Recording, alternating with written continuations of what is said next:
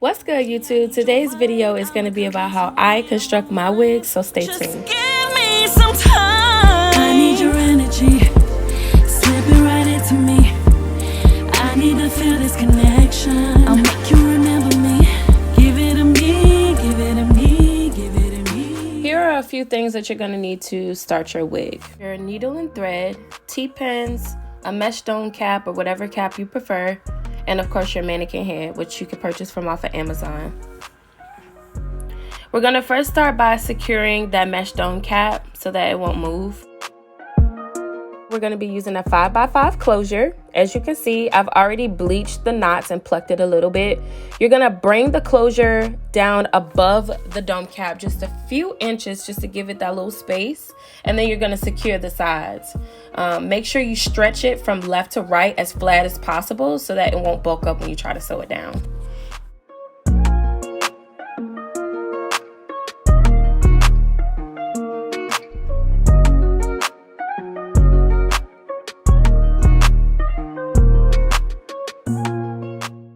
Once you get that closure secure, honey, and flat, I usually just pin mine up and just clip it so that I can see exactly what I'm doing when I'm sewing.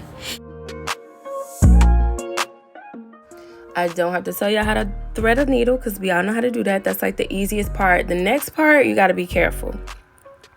Now, this is a mesh dome cap, so you really don't have to worry about like the back part. But the band part, when you start sewing it to secure it, make sure you're pushing that needle through the closure, through the mesh dome cap, just the top layer of the band, not pushing it all the way through. Because if you do, and you got a big head like me, your wig is going to be small and it's going to be sitting up. There's no way that you're going to be able to fit that on your big ass head. I'm trying to tell you, don't make the mistake. I made it too many times, messed up so many wigs. I made it work, but hey, listen. I'm just trying to tell y'all, that's like the biggest thing right there. And I don't measure, like some people draw the lines around to measure where they're laying their tracks, but I kind of just play it by ear. Ain't nobody got time for that. And you're going to want to do this all the way around. So it doesn't matter. You can start from left to right. Just make sure you secure that closure all the way around. Just sew all the way around. Once you get past the band, you can sew like regular because it's a mesh dome cap. Now, if you're using a complete dome cap that's not mesh, then baby, make sure you do not stick that needle all the way through the wig. Just that top layer is all you need to secure it.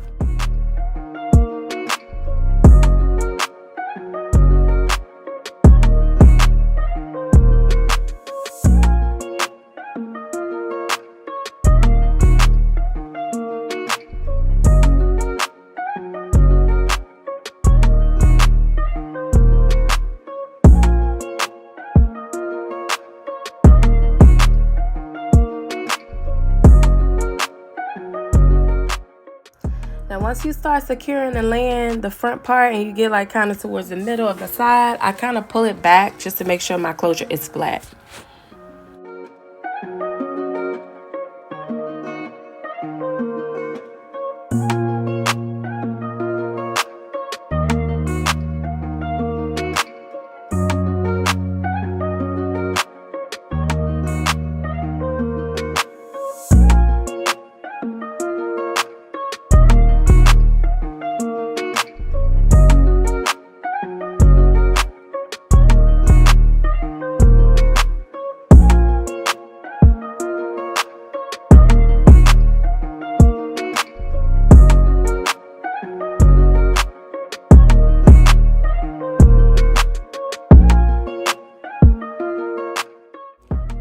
Once you get that closure secure, we're going to start sewing our tracks on. So I usually start from my T-pins and I sew my first track on the actual band of my dome cap. And make sure when you're securing that first track on the band, do not go all the way through that mesh dome cap band. Because again, remember, if you sew it through the band, your wig is not going to fit if you got a big head. So keep that in mind. So you're going to sew it through the track, through the top layer of the wig band and pull it. And then you're going to keep doing that all the way around. Before I even start sewing that first track down, I put like double knots in the thread just to secure it a little bit more, secure the edges at least. You can see me doing that now. I always double my tracks when I first start sewing in the back just because I like the back to be full. So you can see me doing that. They do make a product that you can use to seal your wefts to prevent like shedding and things like that, but I didn't use that because I didn't have any. So that's up to you. You can do it, doesn't matter. And you're gonna sew the tracks all the way around. Do the same thing. So you're gonna put it through the track, through the top layer of the band, and keep sewing.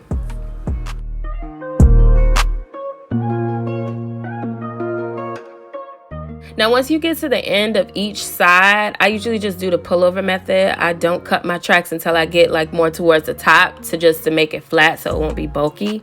But in the back, I usually just do the pullover method and keep sewing all the way around. You're going to keep sewing from side to side just to create that U, just as if you're creating a U part, all the way up until you get to the closure. Now, as you can see, the way that I close my sides, I stopped doubling my tracks, and I actually sewed the end on the side of the closure, if that makes sense, and make it real flat. No bulkiness, okay?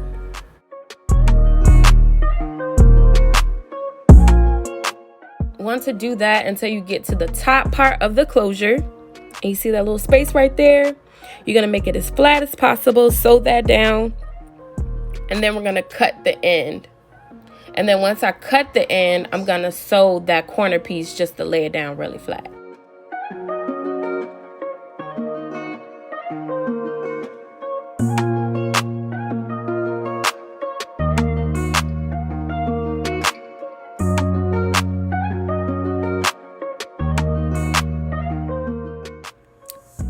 A completed wig. So now the last part, you're going to cut that extra piece of the mesh where you sewed your closure. And you're going to cut it all the way around. Be careful not to cut the thread, or your closure is going to be falling off.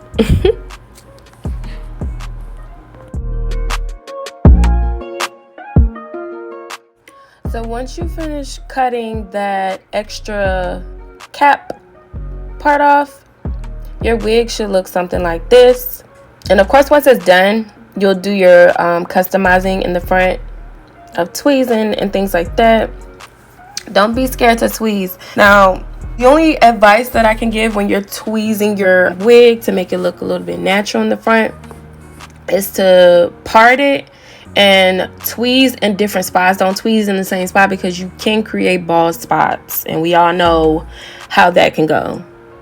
It can be fixed. It always can be fixed. It's a wig. It's not your hair. So you can definitely make it work. But tweeze in different spots and comb it back. Some people put the wig over a white towel so that way they can see exactly what they're doing. But I mean, I was in a rush. So do what works for you. And of course, use that straightening comb to make it as flat as possible all around. And there you go. You can always customize your wig on your head as well. I tweeze my part just to make sure I'm giving very much scalp. Okay. Period. Now, this is my first wig that I've made in a while. So here is the finished look. Okay.